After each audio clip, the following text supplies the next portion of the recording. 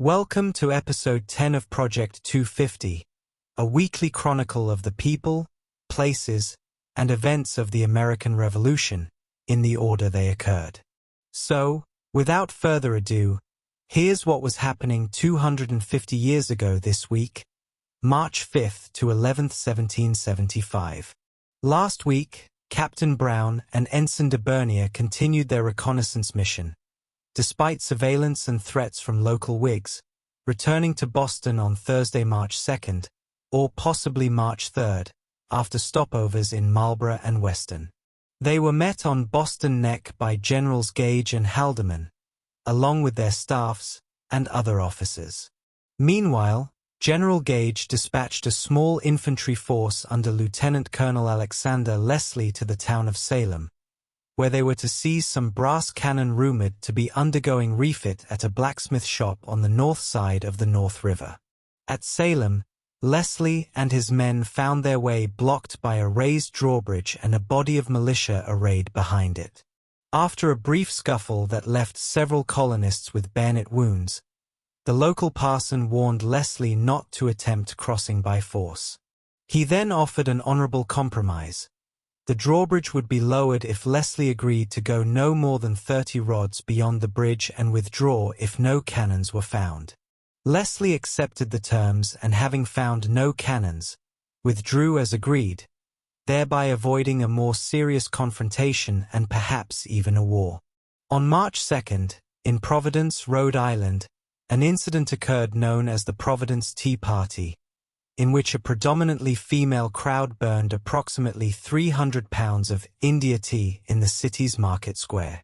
Finally, in James City County, Virginia, citizens were alerted to the presence of the HMS Magdalen at the ferry landing at Kingsmill, near Archer's Hope, where it was stopping and searching vessels going up and down the James River. Shipmasters and owners were further warned not to expect reimbursement for any damages sustained. This week, in Boston, tensions were running high as citizens gathered at the Old South Meeting House for the annual Boston Massacre Oration, commemorating the infamous 1770 incident in which British troops shot and killed 5 unarmed civilians. This important annual event marked a seminal episode in the city's history, one that still resonates today. This year's speech promised to be particularly noteworthy because March 5th, the massacre's anniversary, fell on a Sunday, which meant that the oration would not take place until Monday, March 6th. But more significantly, 1775 marked the massacre's 5th anniversary. With a sizable number of British troops in attendance, who were understandably touchy on the subject and likely to resent any condemnation of their prior actions, many people, especially Samuel Adams, the event's organizer, expected trouble. Chosen to deliver this year's oration was Joseph Warren, noted physician and author of the Suffolk Resolves. Warren had previously delivered the oration 3 years earlier, in 1772. Still, even for an experienced hand like Warren, the tension must have been palpable. It was widely rumored that General Gage planned to have Warren arrested or perhaps worse. According to former Governor Thomas Hutchinson, British officers had made serious threats against Warren's life and allegedly declared that if Dr. Warren said anything against the king, an officer was to throw an egg in Warren's face as a signal to draw swords and massacre not only Warren himself but also John Hancock, Samuel Adams, and hundreds more.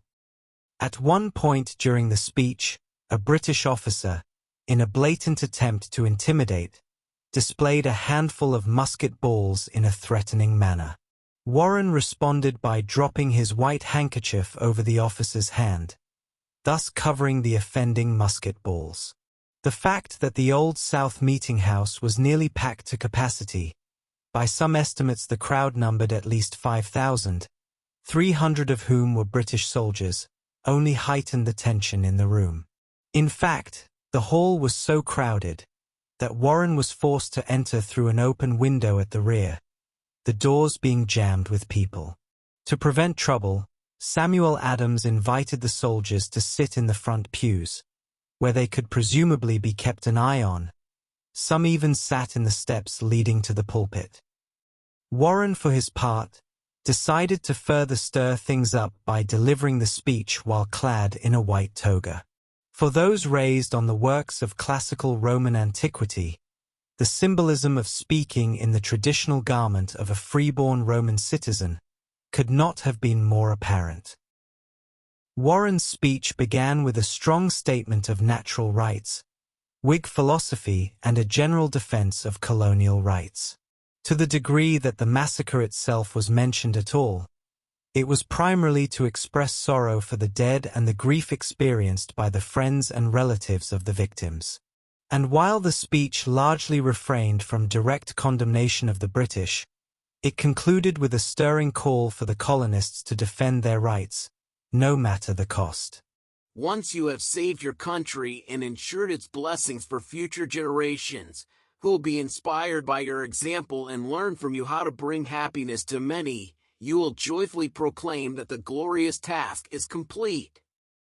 Then pass your legacy to a new generation and join your kindred spirits in the afterlife.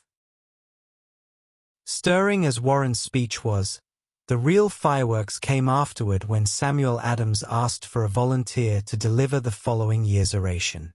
At that point, the British soldiers, who up to now had been silent but sullen observers, began to hiss in mockery of the day's proceedings.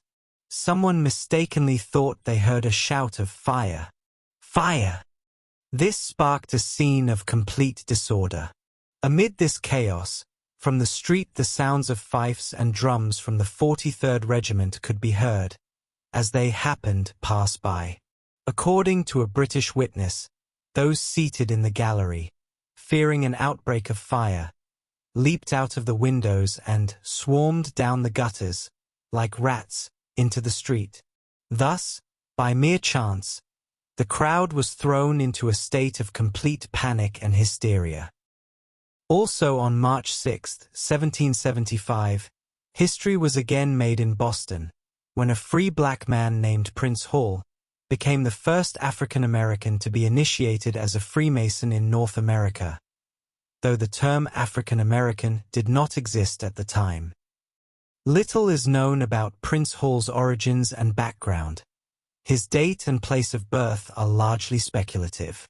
Some sources suggest he was born in Barbados in 1735, 1738, or perhaps 1748. While September 14th is traditionally cited as Hall's birthday, his parents' names are not known with certainty.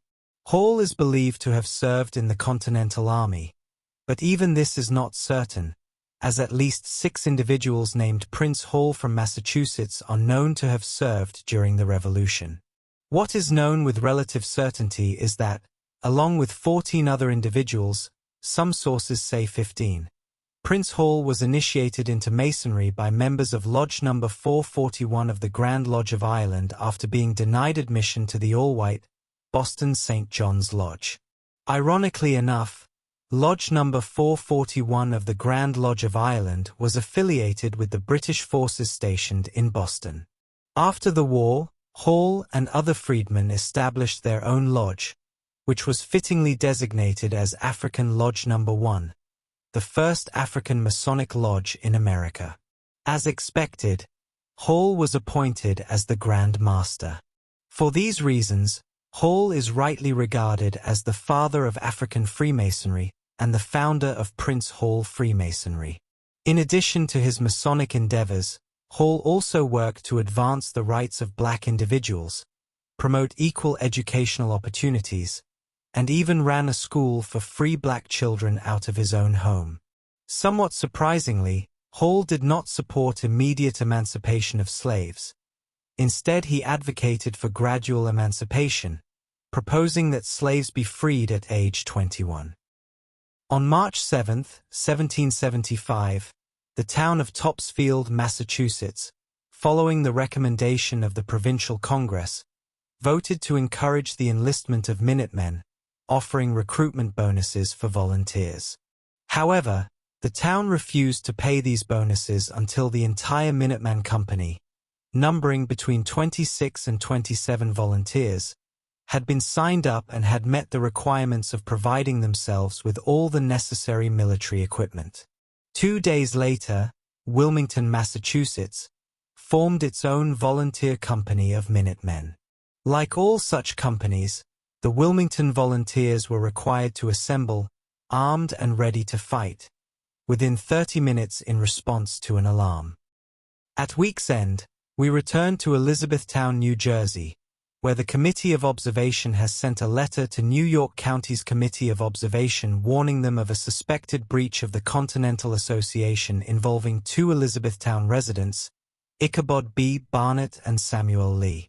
Specifically, Barnett and Lee were suspected of traveling to New York, where, at the behest of the owners, Messrs. Robert and John Murray, they recovered goods from a British ship named Beulah, which was located at Sandy Hook, and returned with the goods to Elizabethtown.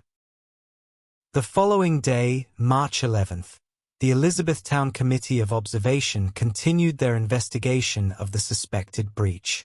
They noted that despite having sworn that no goods from Beulah were landed in Elizabethtown, they still suspected Barnett of lying and of preventing his alleged partner, Samuel Lee, from coming forward with information. In their report, the committee declared the boat's owner, Isaac Woodruff, an innocent party. And that's the way it was 250 years ago this week. If you enjoyed this video, please tell a friend. And if you like what you see on this channel, make sure to like, share and subscribe. You can also check us out on Facebook and Twitter, or X. Thank you for watching.